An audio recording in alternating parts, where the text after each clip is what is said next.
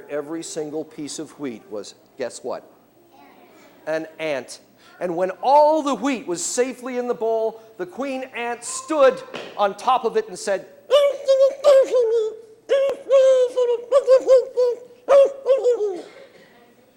he said, thank you. Thank you very much. And all the ants disappeared. And the next morning, when the king and the princess came down into the kitchen, and the king saw that bowl of wheat, he said, well, daughter, look, marvelous piece of work, isn't it? And she said, oh, be quiet, father. You must have had some magic, she said. Very well, then. I'm going to give you another test. Come with me. And they went down to the seashore, and she pulled a ring off her finger. Do you see this?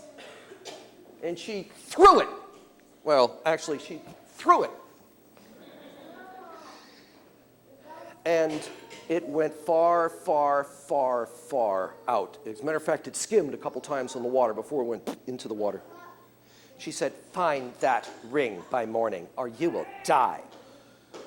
And so he sat there in the sunset, looking at the sea. He said, how on earth am I going to do this? He tried a couple times diving into the water, but the water was too murky. He couldn't see it. And besides, when he could see down there, there was too much coral, too many things in the water, too many shiny stones. He couldn't see the ring.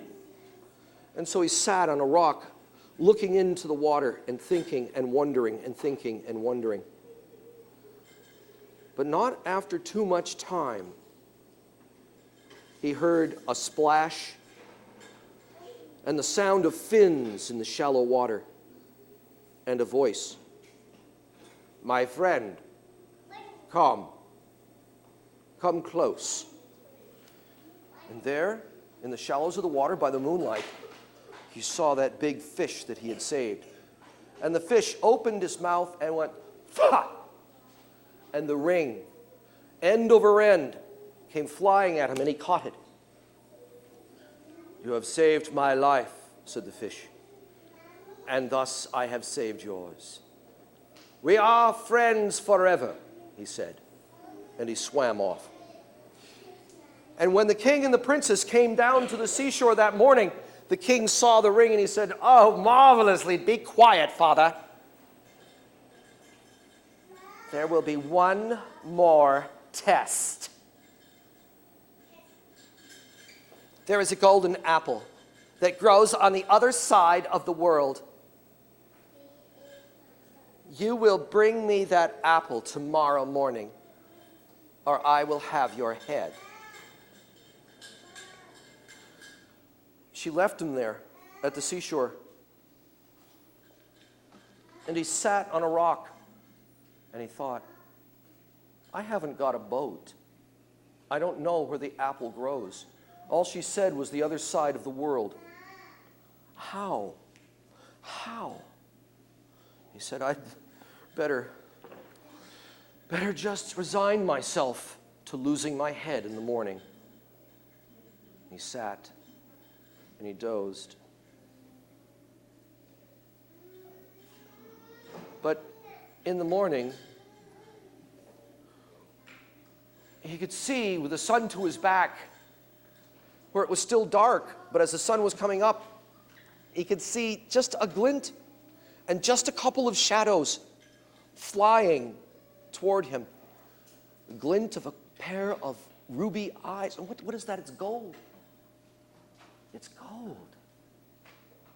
And as it got closer and closer, he could see two ravens, each of them carrying in their mouth a stick, and in between them on that stick was an apple glowing gold in the morning sun. They flew and landed right in front of him. And the two of them dropped the stick with the apple in front of him.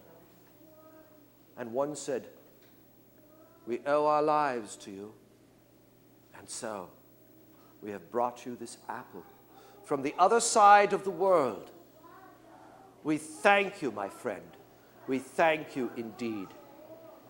And the other said, yeah, do like what he said. And they flew away. He picked up the apple and he walked to the palace. The sun was just coming up. He could see the shadows. And he knew that the king and the princess would be there in the star chamber. As he walked into the chamber, he saw her sitting on her throne, sipping her morning tea. She looked at him, and before she could say a word, even though anger was glaring in her eyes, he took the apple, he placed it in her lap, and he walked away. He walked out of the palace. He walked down the road. He walked across the bridge of the moat and down the road to the borders of the kingdom without looking back. But as he walked, he heard a voice behind him, and he stopped. "Stop," she said. "Stop, no, turn around. Turn around. Don't go."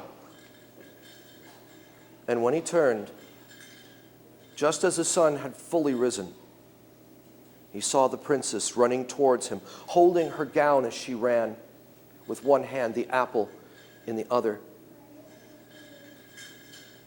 "I'm sorry," she said.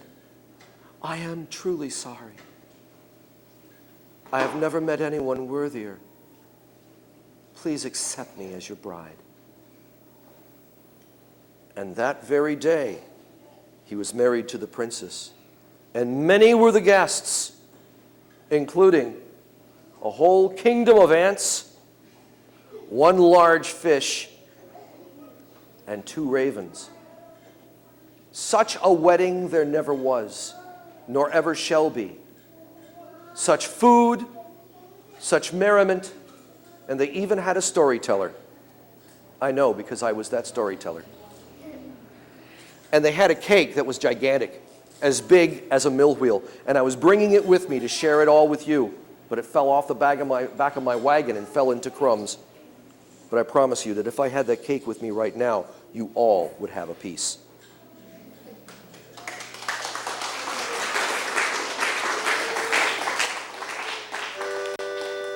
A bold hippopotamus was standing one day on the banks of the cool Shalimar.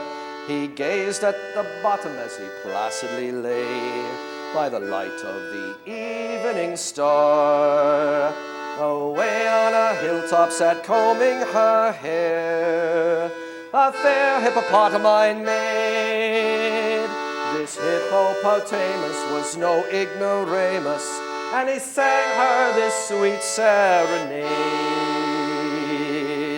Mud, mud, glorious mud, nothing quite like it for cooling the blood.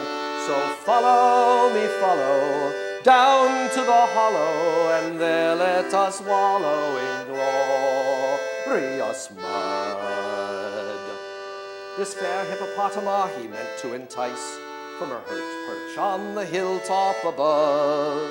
And since she'd not got a ma to give her advice, came tiptoeing down to her love.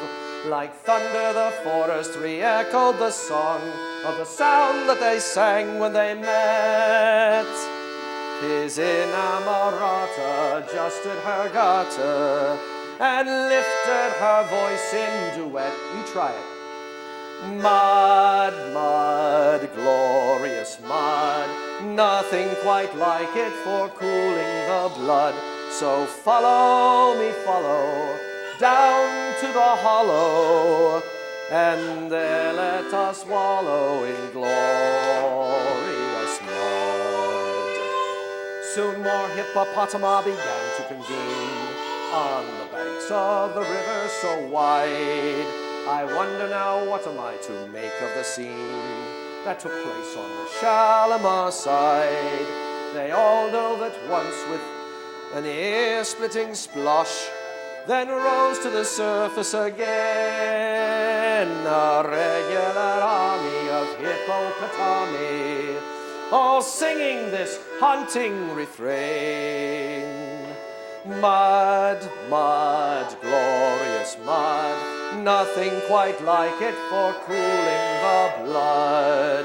So follow me, follow, down to the hollow, and there let us wallow in glorious mud.